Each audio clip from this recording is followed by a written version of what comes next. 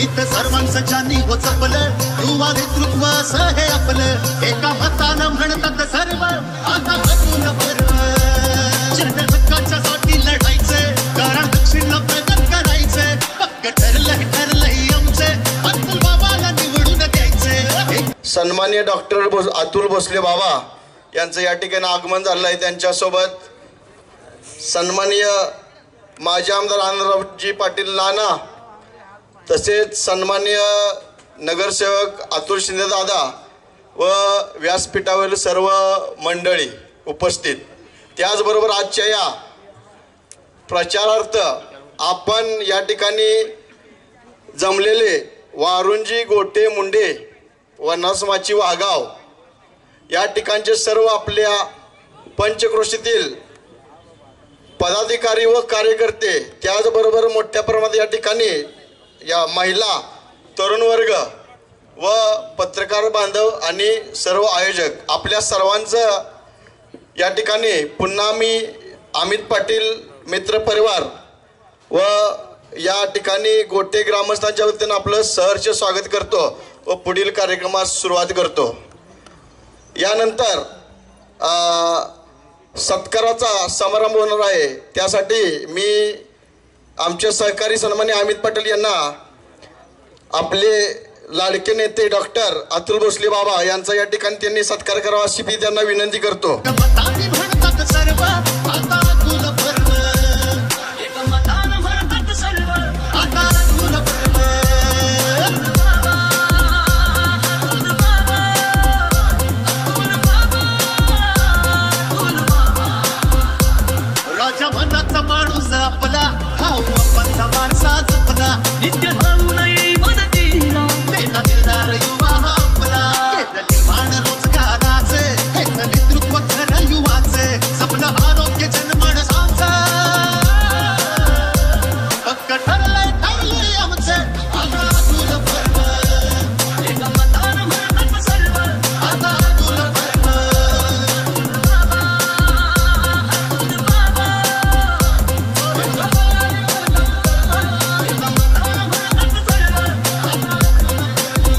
दक्षिणचे आमदार पृथ्वीराज चव्हाण बाबा गेले कित्येक दिवस घरी त्यांनी स्वतः भोगलेली होती।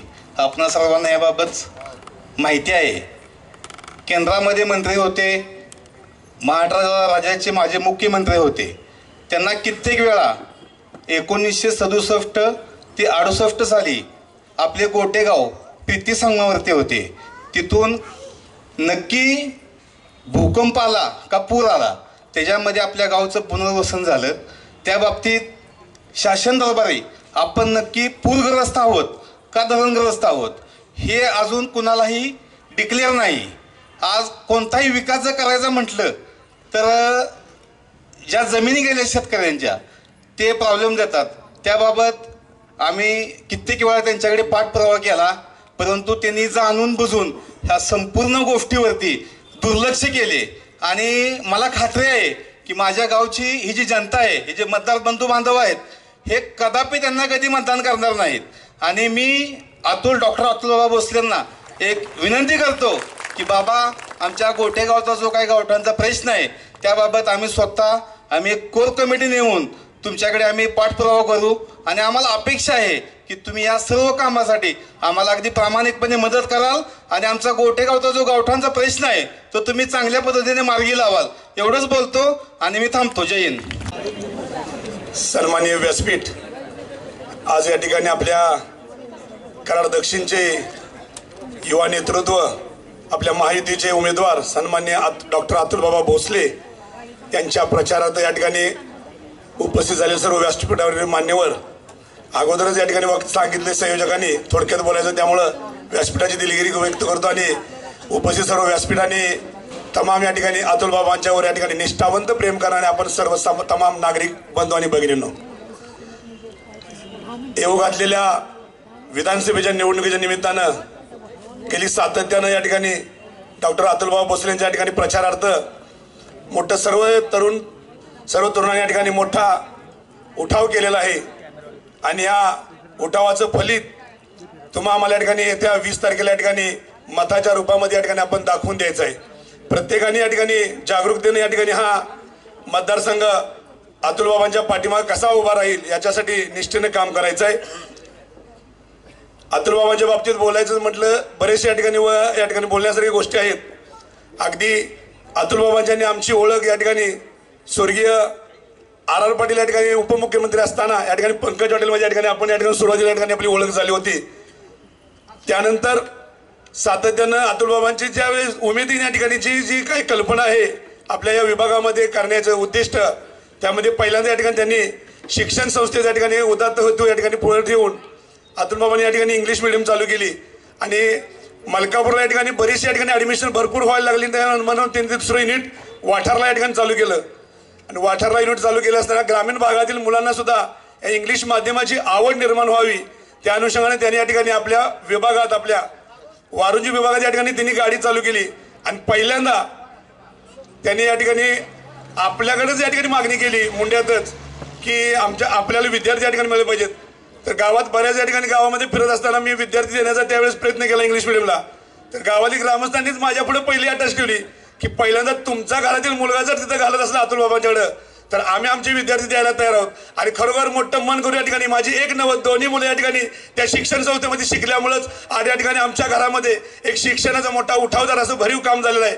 आणि बाबांच्यामुळेच या ठिकाणी आमची दोन्ही मुलं या ठिकाणी आज माझी इंजिनियर झाले आहेत. ही फक्त आणि फक्त इंग्लिश मिडियमच्या शिक्षणामुळं याला फक्त आणि फक्त बाबा या ठिकाणी कारणीभूत आहेत.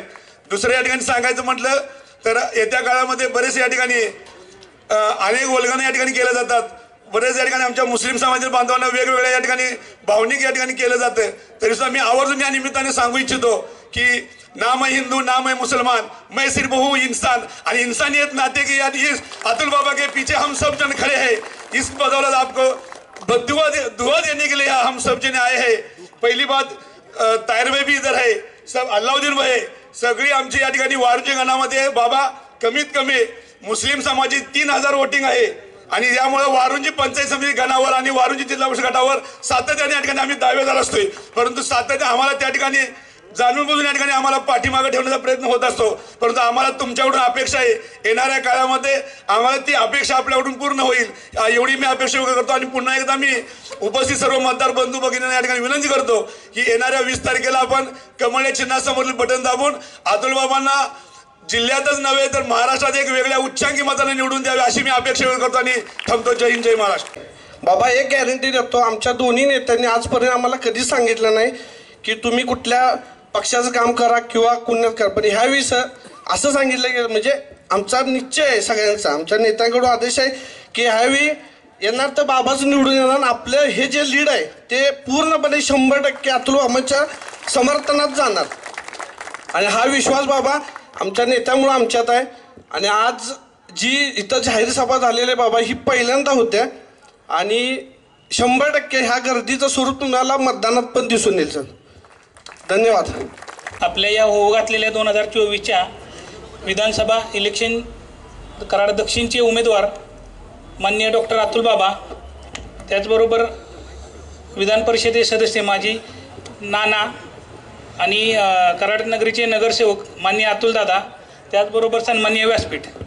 आज या ठिकाणी आपण बाबा पहिल्यांदाच या गोटे गावामध्ये शिवाजीनगरमध्ये सभा आयोजित केली आणि आज उत्स्फूर्त प्रतिसाद आज या लोकांच्याकडून आज आपल्याला आहे. कारण की या ठिकाणी आत्तापर्यंत 1-2 सभा झाल्या, त्या या ठिकाणी जी सभा होईल तो कॅन्डिडेट विन झालेला आहे असं अमित पाटलांनी आम्हाला मागाशी सांगितलं.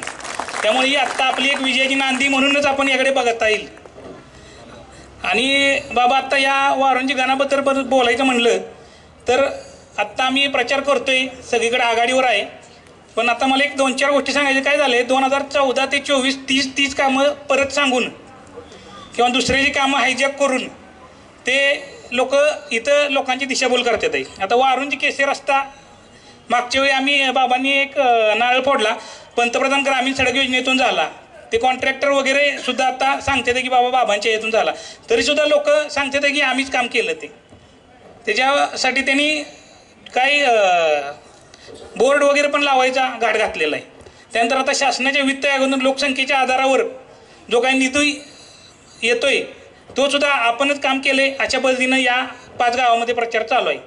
आणि कोणतरी युट्यूबर आणून त्याच्यामध्ये काहीतरी एक वेगळं नॅरेटिव्ह सेट करायचा प्रयत्न चालला आहे. आता 11-11.5 कोटीचा निधी आणला आहे. प्रत्येक ठिकाणी नारळ फोडून आत्ता कामसुद्धा चालू झालेलं गावात दिसतंय सगळीकडे.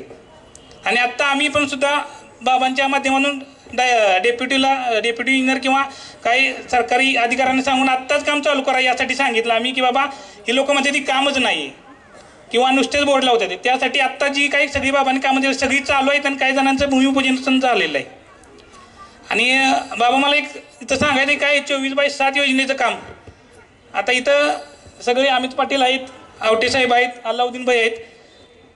कराड उत्तरच्या लोकप्रिय आमदार बाळासाहेब पाटील यांच्यामुळे झालं. त्याचे भूमिपूजन त्यांनी केलं तरीसुद्धा त्याचे डबल भूमिपूजन करून इथं या लोकांनी परत एकदा डबल भूमिपूजन केलं. जे काम साहेबांनी केलं त्यांच्यामुळेच झालं त्याचं भूमिपूजन त्यांनी केलं तरीसुद्धा त्याचं डबल भूमिपूजन केलं या गावामध्ये. त्याच्यातून काय सिद्ध करायचं हे आता त्यांचे लोक अमित पाटील हे सांगतीलच. आणि आता रोजगाराच्या बाबतीत सगळी बोलतेच इथं आमदारांनी काय कामे केली काय नाही तर रोजगारासाठी सगळ्यांना माहीतच आहे. आता मला इथं एक सांगायचं आहे अमेरिकेची सुद्धा निवडणूक रोजगाराच्या मुद्द्यावर लढली आणि डोनाल्ड ट्रम्प तिथं निवडून आले. फर्स्ट अमेरिकन म्हणून त्यांनी IT कंपन्या भारतातून सिंगापूरहून जी जास्तीत जास्त काम करतात ते सुद्धा स्थानिक लोकांनाच काम मिळालं पाहिजे असं करून त्यांनी फर्स्ट प्रायोरिटी देऊन नोकरी देण्याचे आश्वासन डोनाल्ड ट्रम्पने अमेरिकेत देऊन तिथं सत्ता काबीज केली. आणि आपल्याला माहीतच आहे अतुल बाबा विविध संस्थांच्या माध्यमातून कारखान्याच्या माध्यमातून युवकांना त्यांच्या पायावर उभे करायचे जे काम करत आहेत. आता तर MIDC 5 स्टार करून त्यात राष्ट्रीय प्रकल्प म्हणजे टाटा LG सॅमसंग यासारखे मोठे प्रकल्प कराडात आणायचा त्यांनी ध्येय ठेवलेला आहे. त्यामुळे मित्रांनो आता या होऊ घातलेल्या आपल्या 2024च्या निवडणुकीत बाबांना कमळाच्या चिन्हासमोरील बटन दाबून आपण या परिसरातून जास्तीत जास्त मतदान देऊन निवडून आणायचं आहे. एवढंच या ठिकाणी बोलतो आणि थांबतो. येत्या 20 तारखेला होऊ घातलेल्या विधानसभेच्या इलेक्शनसाठी आपले उमेदवार सन्माननीय डॉक्टर अतुलबाबा भोसले यांच्या प्रचारार्थ आयोजित केलेल्या या सभेमध्ये मी आपणा सर्वांचं स्वागत करतो. विशेषतः अमित पाटील, राहुल पवार आणि माझे सर्व मित्रपरिवार ग्रामपंचायत सदस्य यांचा विशेष आभारी आहे की यांनी एवढ्या मोठ्या प्रमाणात पहिल्यांदाच बाबा ही सभा या ठिकाणी आयोजित होते. मगाशी आमचा एक कार्यकर्ता म्हणला की आम्ही कधी सांगत नाही तर असं काही नाही आहे, नक्कीच सांगत असतो, आदेश देत असतो. फक्त काय आहे की यावेळेस खऱ्या अर्थानं आम्हीच सगळीच मनापासून झटतोय, तुमच्यासाठी प्रयत्न करतोय, त्यामुळं हे समोर सगळे जनसमुदाय दिसतोय.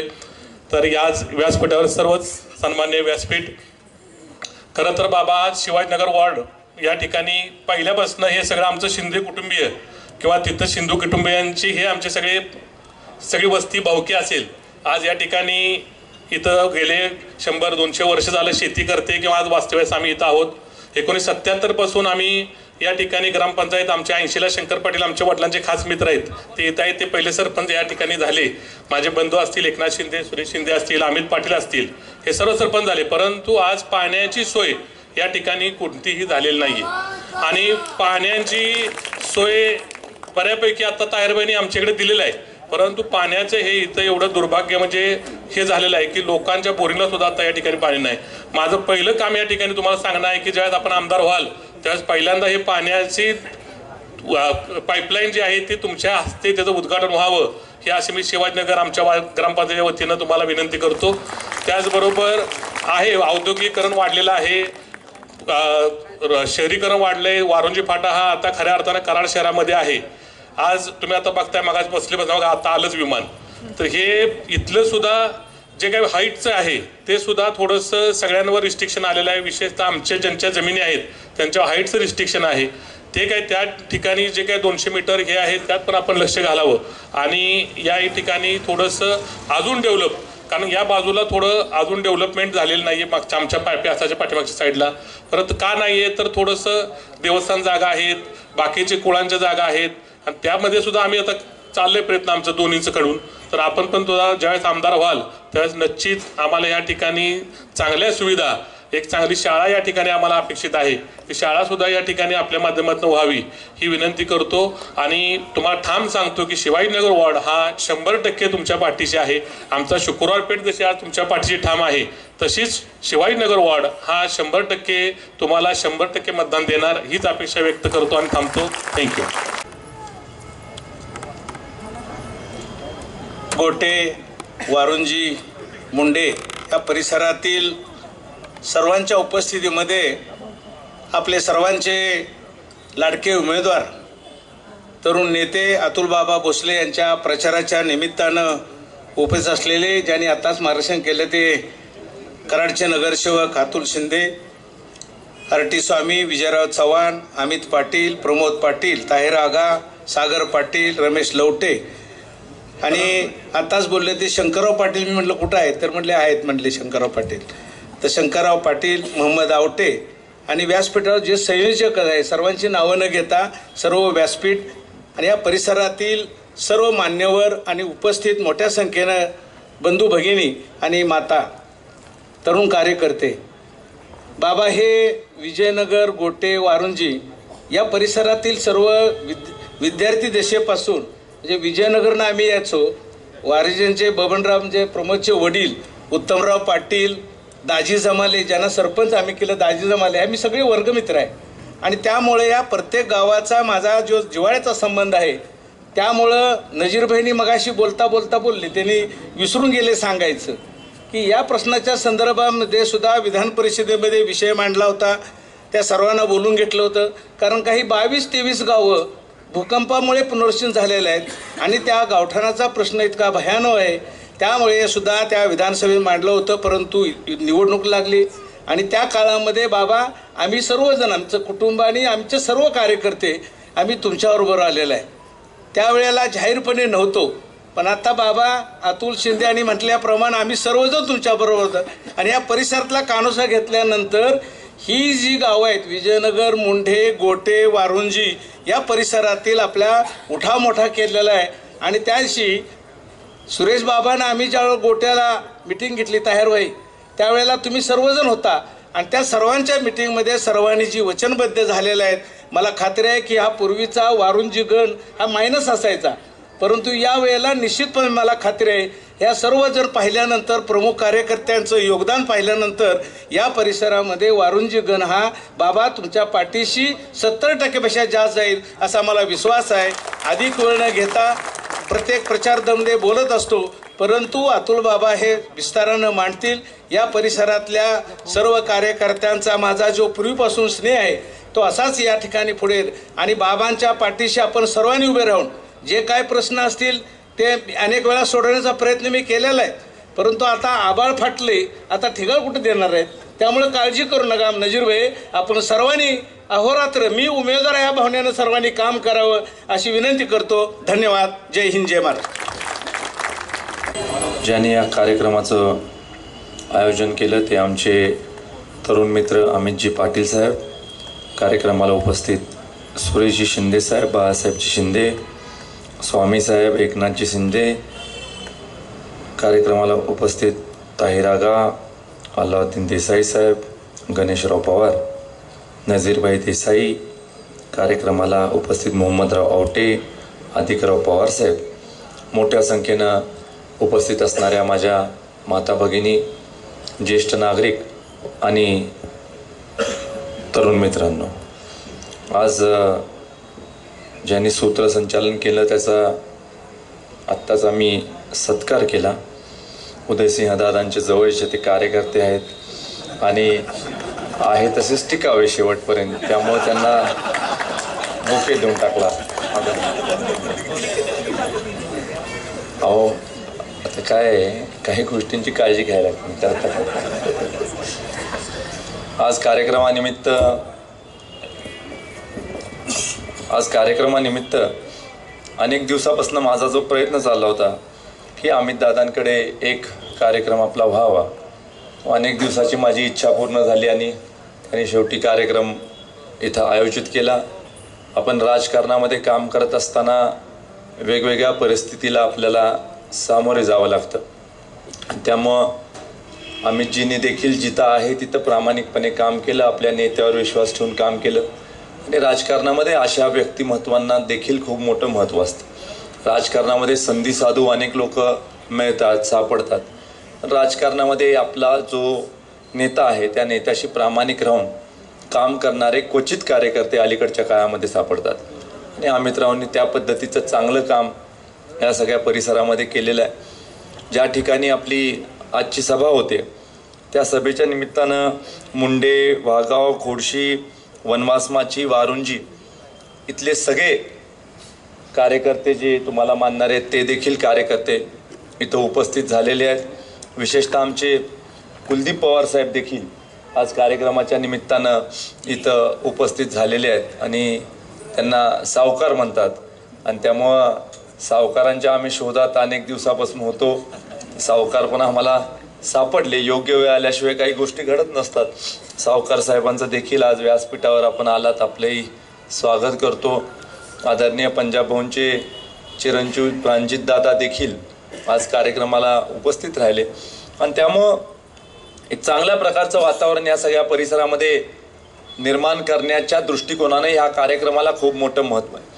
आज गोटे गावाच्या गावठाणाच्या विषयीची समस्या ही आपण निश्चित इथं मांडली आणि आपण काका काही काळजी करू नका. आपल्या गावाला गावठाण देण्यासाठी सर्वोपरी प्रयत्न हे सरकारच्या माध्यमातून आम्ही रमेशराव येणाऱ्या काळामध्ये करू, एवढं वचन तुम्हाला आजच्या कार्यक्रमाच्या निमित्तानं देत. नानांनी विधान परिषदेमध्ये काम केलंय. नाना किती अवघड आहे हो गावठाण द्यायचं गावाला. काय लागते त्याला?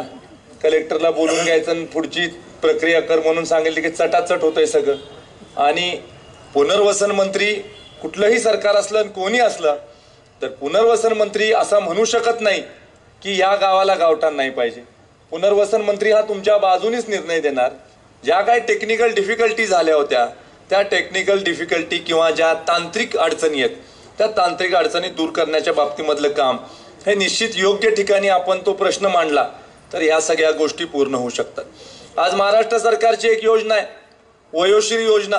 काय योजना आहे की 65 वर्षाच्या वरचे जे नागरिक आहेत त्या नागरिकांना 3,000 रुपये खात्यावर द्यायचे आणि ते पैसे त्यांनी व्हीलचेअर असेल, वॉकिंग स्टिक असेल, काही त्यांना हँडिकॅप झाला असेल तर त्याच्यासाठी ते पैसे वापरायचे.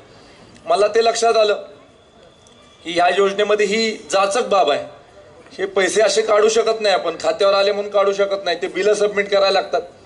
मी वीरवाडीला गेलो होतो नाना तुळसांच्या जवळच्या आणि वीरवाडीला गेलेलो असताना एका आजीनी रस्त्याचं लोकार्पण सोहळ्याच्या निमित्तानं गेलो होतो. आजीने हात पकडला माझा. आजीने हात पकडला, सोडायलाच आजी मागे ना. म्हटलं काय झालं आजी, काय अडचण? तर त्या म्हटली बा तुम्हाला मतं आमची 90 वर्षाची असून चालतात आणि मग योजनेसाठी कशाला तुम्ही हे असले नियम आणि हे लावलेत, मला पैसे मिळायला झालेत आणि नुसतंच सांगतात खात्यावर पैसे आलेत, काढायचे कधी? आणि मी खडखडीत आहे, मला चालता येते, बघ तुझा हात कसा धरलाय. मी हो म्हटलं ठीक आहे आजी. मला लक्षात आलं, म्हटलं आता ही अडचण आहे. मी लगेच आदरणीय देवेंद्रजींना मेसेज केला गाडीतनं बसून की म्हटलं sir this scheme has to be altered. तो पॉईंट लिहिला की बाबा हे असं आहे, ह्याच्यासाठी तुम्ही ऑल्टर करा. साहेबांच्या पीएचा थोड्या वेळात साहेबांचा ओके म्हणून मेसेज आला, साहेबांच्या पीएचा फोन आला. तो म्हटलं काय आपल्याला नेमकं करायचं? म्हटलं काहीच करायचं नाही. म्हटलं साहेब हे जी क्रायटेरिया आपण लावली आहे की ह्या कारणासाठी पैसे काढू द्यावे, ही क्रायटेरिया उडवून टाका. म्हटलं बस बाकी काय लागत नाही. लगेच ती क्रायटेरिया काढली. आता 3,000 रुपये येतात डायरेक्ट खात्यावर, लगेच आपण विड्रॉ करू शकतो. फार काही करायला लागत. आता एवढा भांडी वाटपाची योजना आपण या मतदारसंघात राबवली. अमित राव तुम्ही उशीर केला खूप, तुम्ही लवकर सगळं आणायला पाहिजे होतं. आणि मी काय म्हणतो, भविष्यात एखादा तुम्हाला निर्णय घ्यायचा होता ना तो मनात ठेवून मला सांगायला पाहिजे होतं की आत्ता राजकीय आपलं काही नाही, पण आमच्या माता भगिनींची नोंद तुम्ही या बांधकाम कामगार कल्याण योजनेत करून घ्या. काय तुम्ही साहेब पाहिजे तेवढी नोंद आपण करून घेतली असते. 27,000 महिलांची नोंद आपण या मतदारसंघामध्ये बांधकाम कामगार कल्याण योजनेमध्ये केली. विधानसभेच्या लोकप्रतिनिधीचा वर्षाला स्थानिक विकास निधी, नानासाहेब पण तिथे होते, 2 कोटी रुपये असतो स्थानिक विकास निधी. 5 वर्षाचा 10 कोटी रुपये असतो स्थानिक विकास निधी. भांडेच नाना वाटले आपण 10 कोटी रुपयाचे. महिलांना फुकट भांडे 10 कोटी रुपयाचे आपण वाटले, शासनाच्या योजनेच्या माध्यमातून वाटले. आणि माता भगिनींनी 1 पैसा खर्च न करता माता भगिनींच्या हातामध्ये भांड्याचे सेट देण्याचं काम मागच्या 4 महिन्यामध्ये आपण पूर्ण केलं. सुरेश भाऊ खाडे साहेब इथं आले, खाडे साहेबांच्या हस्ते 3 कोटी रुपयाचे भांडे त्या दिवशी वाटले आपण. आणि भांडे पण नाना स्टँडर्ड, उगाच काही तर नाही, भांडे चांगले. 30 भांड्याचा सेट. परवा तर एका माता भगिनींनी भाषण केलं नांदगावमध्ये. त्या म्हटल्या की मी माझ्या मिस्टरांना 4 महिन्यापासून सांगते की माझा वाढदिवस आहे, प्रेशर कुकर दे, प्रेशर कुकर दे 4 महिने दिलं नाही ना आज तुमच्याकडनं भांड्याचा सेटच्या सेट सगळा 100% आपल्याला मिळाला. आणि खऱ्या अर्थानं आपण निसंकोचपणे माझ्याकडून पाहिजे ते काम करून घ्यायला पाहिजे होतं. आपली तरी इच्छा आहे की आपण कार्यकर्ते म्हणून काम करतो, सगळ्यांची कामं आपल्याकडनं व्हावी. आणि त्यामुळे अमितराव आपली दोस्तीचे संबंध आहेत. तुम्ही त्याचा वापर करून काही विकास निधीला पैसे मागितले असते आपण निश्चित दिले असते. सावकार साहेबांनी मेसेज जरी केला असता तरी सावकार साहेबांचं आपण ते काम पूर्ण केलं असतं. सावकार साहेबांनी अगदी प्रचार चालू केला म्हणून आपण ते काही काम करतो असा काही विषय नव्हता. तसंही आपण केलं असतं. 750 कोटी रुपये जवळजवळ राज्य सरकारने या मतदारसंघासाठी उपलब्ध करून दिलेत. अनेक कामं ज्या गावामध्ये आमची ग्रामपंचायत नाही, आपल्या विचाराची लोक नाही, तिथं देखील आपण विकास कामं दिलेली आहेत. त्यांचे ठराव आपण घेतलेले आहेत. फक्त नानांचा मित्र आहे मलकापूरमध्ये, तिथं मला ठराव नाही मिळाला. नानांच्या मित्रांनी ठराव दिला नाही. म्हटलं काय नानांनी एवढे वर्ष शिकवलं यांना, ठरावच दिला नाही मला. शेवटी CEO आला आणि तिथं ज्या वेळेला आला त्यावेळेला आम्ही ठराव घेतले आणि मग त्यानंतर 20 कोटी रुपयाचा निधी हा मलकापूरसाठी उपलब्ध करून दिला. कराडच्या छत्रपती शिवाजी महाराज स्टेडियम मध्ये आदरणीय देवेंद्र फडणवीस साहेबांची आम्ही सभा घेतली आणि सभा घेण्याचं एकच कारण होतं की देवेंद्रजी सभेला आले की साहेबांना ते स्टेडियमची अवस्था दाखवायची की पायऱ्यांवर बसू शकत नाही, त्यांचं पिच व्यवस्थित स्थितीमध्ये नाही आहे आणि ज्या पद्धतीनं स्टेडियमचा मेंटेनन्स करायला पाहिजे होता त्या पद्धतीनं स्टेडियमचा मेंटेनन्स झालेला नाही. आम्ही देवेंद्रजींना बोलवलं आणि भाषणामध्ये मी कराडकरांच्या वतीनं साहेबांना मागणी केली की साहेब राज्य सरकारच्या वतीनं तुम्ही नव्यानं सुसज्ज असं स्टेडियम उभा करण्यासाठी राज्य सरकारची मदत आम्हाला द्या. राज्य सरकारने नव्यानं स्टेडियम उभा करण्याचा निर्णय घेतला.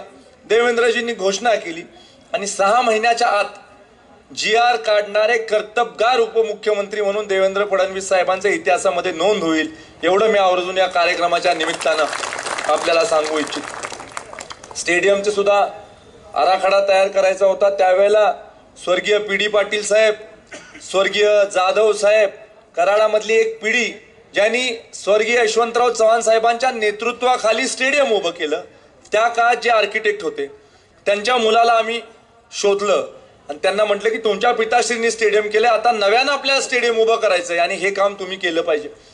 ते बाहेर सुद्धा बरंच काम करतात. सातारचं वैद्यकीय शासकीय महाविद्यालय ते करत आहेत, बारामतीचं आयुर्वेदिक कॉलेज ते करत आहेत, बरेच शासकीय ते कामं करतात. ते म्हटले नक्की स्टेडियम आपल्याला कसं पाहिजे. म्हटलं कराडचं स्टेडियम आहे, आपल्याला IPL ची मॅच घ्यायची आहे, तिथं बाहेरचे खेळाडू येतील, बाहेरचे सगळे नट वगैरे येतील, त्या पद्धतीनं करा.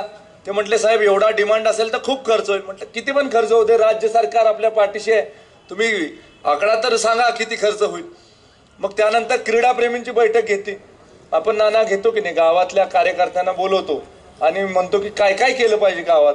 ती यादी एवढी मोठी देतात की आपण संध्याकाळी कार्यक्रम संपून यादी खिशात घालून जेवढं शक्य आहे तेवढं करतो.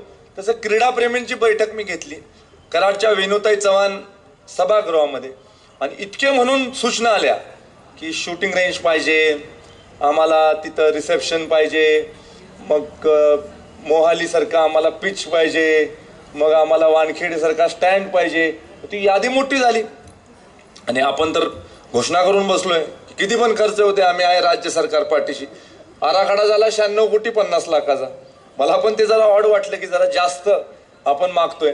पण मग आम्ही हाय पॉवर कमिटीची असते नगर विकास विभागाची, तर नगर विकास विभागाकडे आपण ती फाईल दिली आणि नगर विकास विभागाच्या हाय पॉवर कमिटीने अप्रूव्ह केली. तर नगर विकास मंत्री किंवा मुख्यमंत्री साहेब जे आत्ता आहेत त्यांच्याकडे ते खातं आहे, त्यांच्याकडे ती फाईल जाणार होती.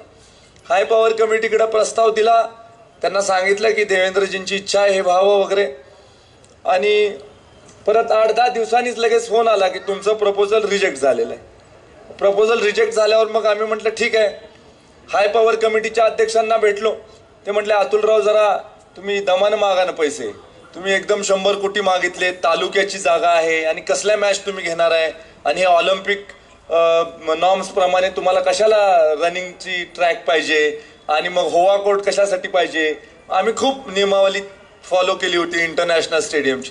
मी त्यांना म्हटलं साहेब कराडचं स्टेडियम आहे, चव्हाण साहेबांचा वारसा आमच्या कराडला आहे, काही गडबड झाली राजकीय क्षेत्रात की चव्हाण साहेबांच्या समाधीस्थळी नेते मंडळी येतात, मग स्टेडियम चांगलं झालं म्हणून कुठं बिघडलं असं मी त्यांना सांगितलं. ते ऐकायला तयार नाहीत. मग थोडं आपल्याला लक्षात येतं की आता हा काही आपल्याला ऐकणार नाही. त्यामुळे मी म्हटलं ठीक आहे साहेब, काय करावं? ते म्हटले 10-15 कोटीचा तुम्ही प्रस्ताव करा, आपण त्याला त्वरित मान्यता देऊ. तिथनं उठून आदरणीय देवेंद्रजींकडे गेलो सागर बंगल्यावर आणि साहेबांना चिठ्ठी पाठवली, अति तातडीचं काम आहे. लगेच साहेबांनी आत घेतलं.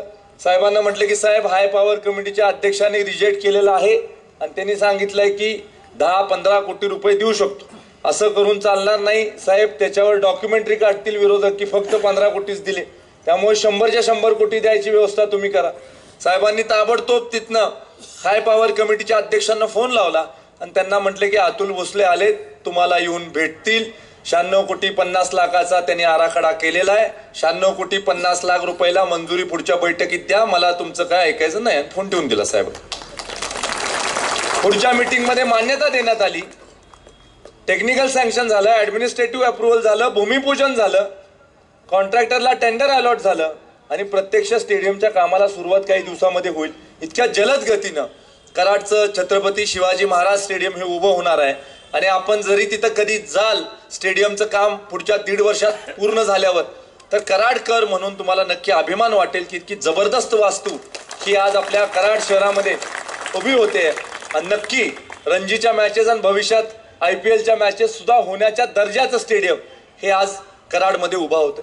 आज एखादी मोठी स्पर्धा झाली, त्याच्यामधून असंख्य लोक आपल्या गावाला येतील, गावाचा व्यवहार वाढेल, गावाचं नावलौकिक वाढेल, गावाची सुद्धा जर का क्षमता पैसे मिळवण्याची वाढवायची असेल, गावामधला उद्योग वाढवायचा असेल, व्यापार वाढवायचा असेल, तर बाहेरच्या लोकांना आपलं गाव दाखवणं गरजेचं. आज खऱ्या अर्थानं आपल्या गावामध्ये आध्यात्मिक पर्यटन करण्यासाठीचा मोठा स्कोप आहे. आज आपण पावकेश्वराच्या मंदिरासाठी शिवकालीन मंदिर, छत्रपती शिवाजी महाराजांचे पाय ज्या मंदिराला लागलेत तसं मंदिर, त्या मंदिराकडे दुर्लक्ष झालं होतं. आणि MSRDCचा जो फंड आहे त्याच्यामधनं 16 मंदिरं महाराष्ट्रात द्यायची ठरलं होतं. आपण त्याच्यामध्ये आपलं मंदिर घातलं आणि सैदापुराच्या पावकेश्वराचं मंदिर हे महाराष्ट्रातलं एकमेव आत्ताचं मंदिर होणार आहे, ज्याची वर्क ऑर्डर निघालेली आहे, काम सुद्धा चालू झालेलं आहे. आणि आपण जर का पावकेश्वराच्या मंदिराच्या भूमिपूजनाच्या कार्यक्रमाला हजर राहिला असता तर मनस्वी तुम्हाला आनंद झाला असता की छत्रपती शिवाजी महाराजांचे पाय ज्या मंदिराला लागलेत, 16व्या शतकामध्ये मंदिर जसं होतं तसंच मंदिर आता 100% उभा होतंय आणि आपण सगळ्यांच्या प्रयत्नामुळे उभा होतोय. सातत्यानं लोक मला सांगत असतात की आपलं अभिनंदन, आपण हा निधी आणला, स्टेडियमसाठी निधी आणला. माझा स्वागत सत्कार देखील कराडकरांनी घेतला आणि मी त्यांना स्पष्ट भाषेमध्ये सांगितलं की हे माझ्यासाठी आलेलं नाही, हे कराडकरांसाठी राज्य सरकारने केलेलं काम आहे. याच्यावर अधिकार फक्त कराडकरांचा आहे, मी निमित्त मात्र आहे. तुमचं काम पोहोचवण्यापुरता मी आहे, पण माझ्यामुळं काही झालेलं नाही. तुमचा नावलौकिक एवढा आहे, तुमचं नाव एवढं मोठं आहे, तुमची प्रतिष्ठा एवढी मोठी आहे आणि खऱ्या अर्थानं कराडकरांसाठी राज्य सरकारने दिलेली ही भेट आहे, हे देखील मी तुम्हाला आवर्जून या कार्यक्रमाच्या निमित्तानं सांगू इच्छितो. आज हे आपल्या परिसरामधले एअरपोर्टच्या रिलेटेडचे प्रश्न होते. खरं तर मला वाटत होतं स्वामी साहेब की माझे मुख्यमंत्री साहेब विमानानं सारखे येतात, मिटवून टाकतील सगळं, पण त्यांनी ते पण केलं नाही. धड गावठाणाचं काम केलं नाही, एअरपोर्टचं काम केलं नाही. आणि परवा अमित भाई शाह साहेब आले तर मी 3च मागण्या केल्या. मी म्हटलं की कराडच्या MIDCचं रूपांतर 5 स्टार MIDC मध्ये कर. हे जे तरुण मंडळी आहे त्यांच्या हाताला काम मिळायचं असेल तर MIDC आपली चांगली पाहिजे. आज कराडकडे काय नाही, NH4 वर आपलं कनेक्शन आहे, पाणी आहे, वीज आहे, चांगलं कनेक्शन आपलं NH4 वर, डायरेक्ट हायवेवर MIDC आपली आहे, सुपीक जमीन आहे, लोक आहेत, कर्तृत्वान लोक आहेत, स्किल्ड लेबर आहे. का MIDC चांगली आपली होऊ शकत नाही? का कोल्हापूरची MIDC डेव्हलप झाली? का बारामतीची MIDC डेव्हलप झाली? का चाकणची MIDC डेव्हलप झाली? का ठाण्याची MIDC डेव्हलप झाली? कारण स्थानिक नेतृत्वाने त्याच्यात लक्ष घातलं, त्यांनी प्रयत्न केला स्थानिक नेतृत्वाने उद्योग आणण्यासाठी, काम करण्यासाठी. मी 2019 पासून 24 पर्यंत आदरणीय लोकप्रतिनिधी पृथ्वीराज चव्हाण साहेबांनी काय केलं हे विचारतोय तर तुम्हाला राग यायला लागलाय. मी एकच म्हणतोय की तुम्ही मागचं लावू नका, तुम्ही फक्त 19 ते 24 सांगा तुम्ही काय केलंय. तुम्ही त्याचं उत्तर देत नाही, तुम्हाला त्याचा राग येतोय. आम्ही खूप मोठे आहे तुम्ही म्हणताय, आम्ही कुठं म्हटलं तुम्ही लहान आहे, तुम्ही मोठेच आहात. फक्त तुम्ही काम काय केलं 5 वर्षात हे आम्ही विचारतोय, ते तुम्ही आम्हाला सांगेना. तुम्ही 4 एजन्सी आणल्या दिल्लीवरनं माझी बदनामी करण्यासाठी. कशाला एवढा कशाला त्रास घ्यायचा? तुम्ही तुमच्या कामावर बोलायला पाहिजे होतं. व्हॉट्सअपवर ते बदनामी करतात, सोशल मीडियावर बदनामी करतात, वैयक्तिक टीका करतात. काही सुद्धा फरक पडत. मतदार राजा सुज्ञ अशा कुठल्याही एजन्सीच्या बदनामीने काही मला फरक पडत नाही.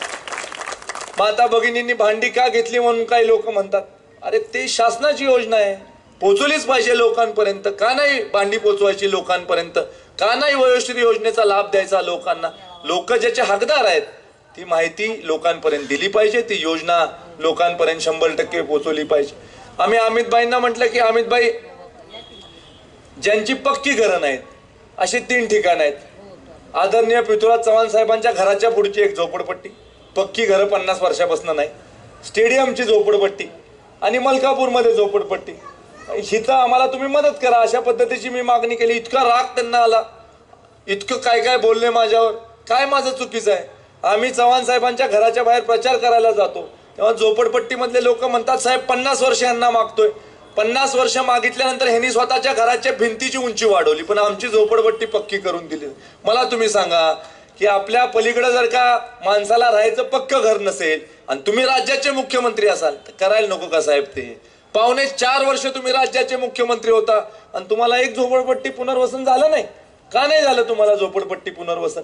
तुम्ही मलकापूरमध्ये प्रत्येक निवडणुकीला चित्रफित दाखवताय की आम्ही पक्की घरं देणार.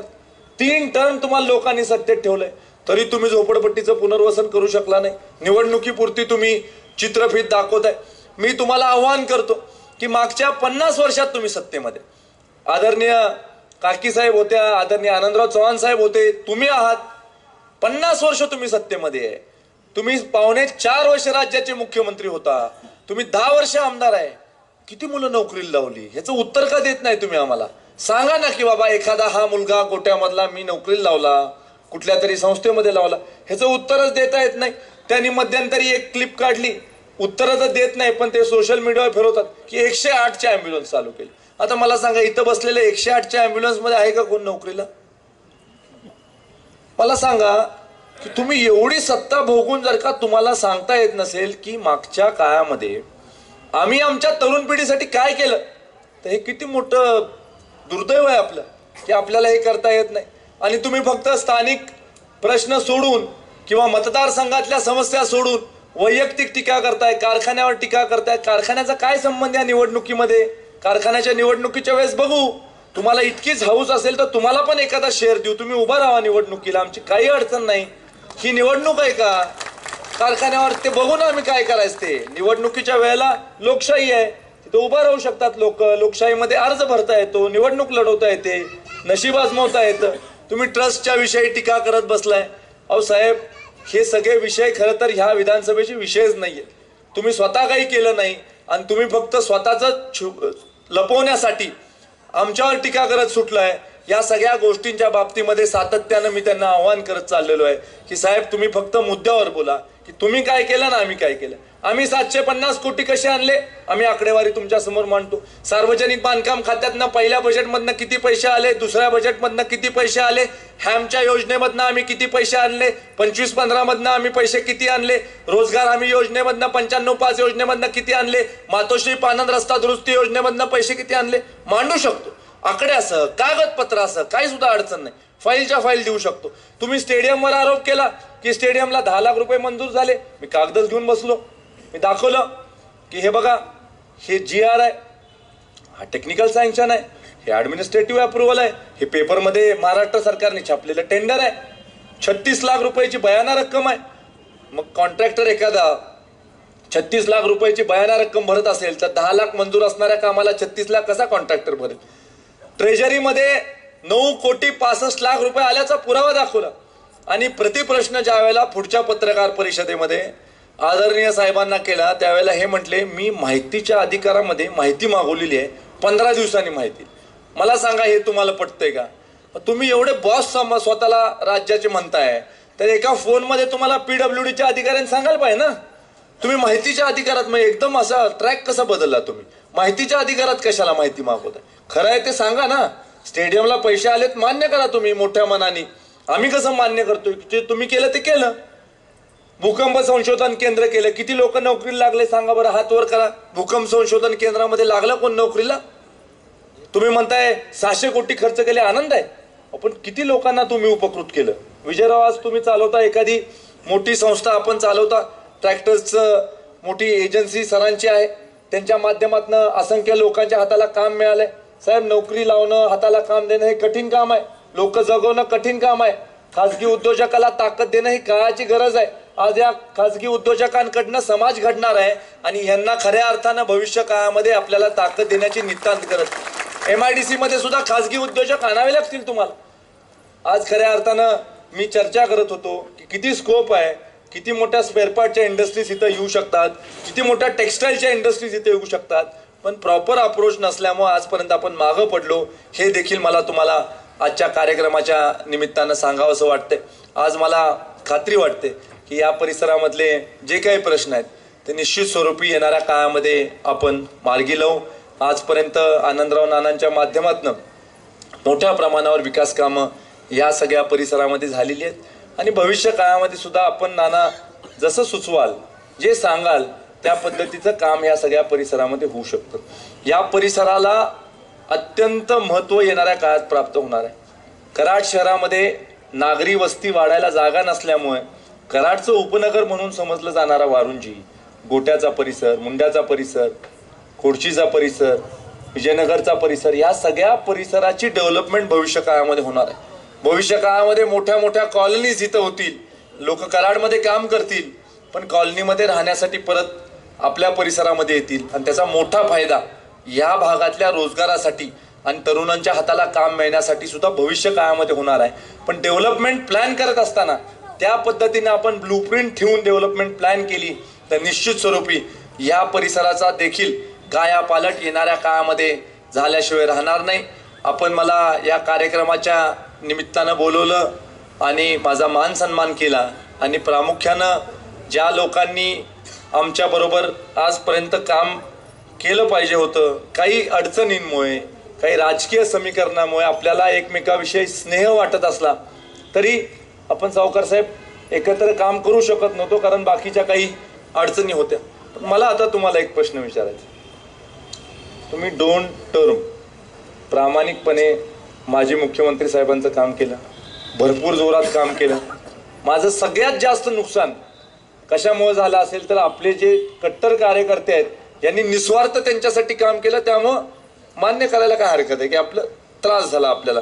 पण तरी देखील चांगले काम करत असणारे होतकरू लोक म्हणून सारखा माझा वॉचआउट होता, सारखा माझा संपर्क करण्याचा योग मी आणायचो, मी बोलायचा प्रयत्न करायचो, संबंध आपल्यामधले चांगले राहिले. निवडणूक झाल्या सुद्धा कधी भेटलो लग्नात, कुठल्या समारंभात, तरी संबंध आपण चांगले ठेवले. माझं काही नुकसान झालं, फायदा झाला ह्याचा मी विचार केला नाही, कारण समाजात चांगल्या काम करणाऱ्या लोकांची गरज आज या समाजात. आता मला फक्त एकच तुम्हाला विचारायचं आहे की तुमचं नाव पृथ्वीराज चव्हाण साहेबांना माहिती आहे? आता काय मला काय मग मला सांगा, तुम्ही 10 वर्ष तुमच्या आयुष्यातली घालवली त्यांच्यासाठी निस्वार्थ, आणि नाव साहेब जर का माहित नसेल तर कमाल आहे की नाही साहेब? ह्याच्यापेक्षा काय मग ह्याला काय अर्थ झाला? नाही मग माझं काय म्हणणं आहे साहेब, ही तर हक्काचा माणूस आहे, तुमच्यासाठी काही पण करायला तयार आहे, त्याला तुम्ही निवडून झालाय आणि तुम्ही आता जाऊन ओळखना झालाय त्याच्या माग लागलाय, हे काय चांगलं आहे का? ठीक आहे, आपण विनोदाचा भाग सोडूया साहेब, पण खरी वस्तुस्थिती आहे की जीवाभावानी आपण लोकांशी जुडलं पाहिजे, लोकांसाठी काम करायचा प्रयत्न केला पाहिजे. आज सुद्धा आम्ही माता भगिनींसाठी इतक्या म्हणून स्कीम्स आणल्यात की ज्या योजना त्या खात्याच्या मंत्र्यांना सुद्धा माहित नाही, ती योजना आम्हाला माहिती. आम्ही जाऊन सांगतो साहेब ही योजना आहे बघा आपल्या मिनिस्ट्रीची, ही आपण 100% राबवू शकतो. इतक्या जोमानं आपण योजना राबवल्या सगळ्या, आणि पाहिजेल तेवढा निधी वैयक्तिक स्वरूपी सुद्धा आपण इथं या परिसरात आणला. आयुष्यमान भारत सारखी एक योजना आहे. आयुष्यमान भारत योजनेमध्ये 5 लाख रुपयेपर्यंतचा औषधोपचार मोफत आहे तुम्हाला व तुमच्या कुटुंबियांना. सगळे त्या योजनेमध्ये क्वालिफाय होतात. 65 वर्षाच्या वरच्या लोकांना पण ती योजना लागू आहे. महात्मा ज्योतिबा फुले जन आरोग्य योजना 5 लाख रुपयेपर्यंतचा औषधोपचार मोफत आहे. बांधकाम कामगार कल्याण योजना 2 लाख रुपयेपर्यंतचा औषधोपचार मोफत आहे. या योजनांचा फायदा आपण घेतला पाहिजे. हॉस्पिटलमध्ये बिल भरायचीच गरज नाही, इतक्या सगळ्या योजना आहेत. 90% लोक ह्याच्यात क्वालिफाय होतात. बरेच वेळेला आपल्याला माहिती नसते, त्यामुळे आपण त्या योजना आपल्या वापरून घेऊ शकत नाही किंवा त्या योजनांचा फायदा घेऊ शकत नाही. तरुणांसाठी अण्णासाहेब पाटील विकास महामंडळाची योजना, कृष्णा सहकारी बँकेनी 35 कोटी रुपये कर्ज तरुण उद्योजकांना दिले. 35 कोटी रुपये कर्ज, आणि त्या 35 कोटी रुपये कर्जाचं व्याज हे राज्य सरकार भरते. मला सांगा 35 कोटी रुपयाचं वर्षाचं व्याज अगदी 11% काढलं तर 4 कोटीच्या आसपास होतं. तर 4 कोटी रुपये हे राज्य सरकार त्या कर्जावरचे भरतंय.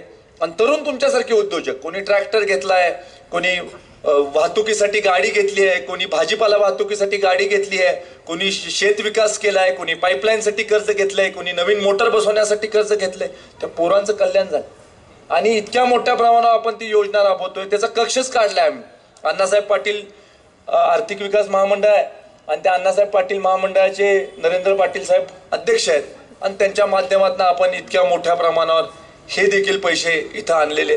पर्यटनसाठी आपण पैसे आणलेले आहेत.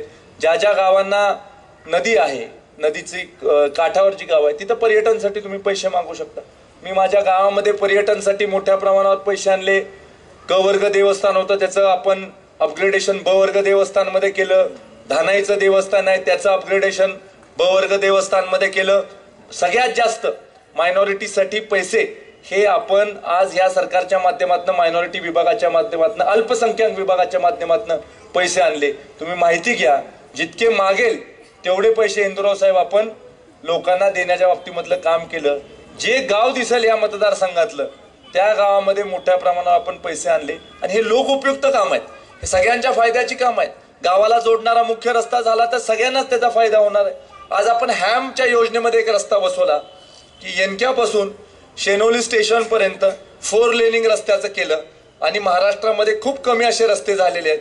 230 कोटी रुपयाचा निधी हा राज्य सरकारच्या माध्यमातून त्या रस्त्यासाठी उपलब्ध झाला. शेवटी दळणवळणाची सोय चांगली होणं गरजेचं असतं आणि तो दृष्टिकोन ठेवून आपण या सगळ्या गोष्टी केलेल्या आहेत. आज आपण मोठ्या संख्येनं सगळे उपस्थित राहायला, खूप दणदणीत कार्यक्रम आपण इथं आयोजित केला. अशाच पद्धतीनं आपल्यामधले स्नेहसंबंध राहू दे.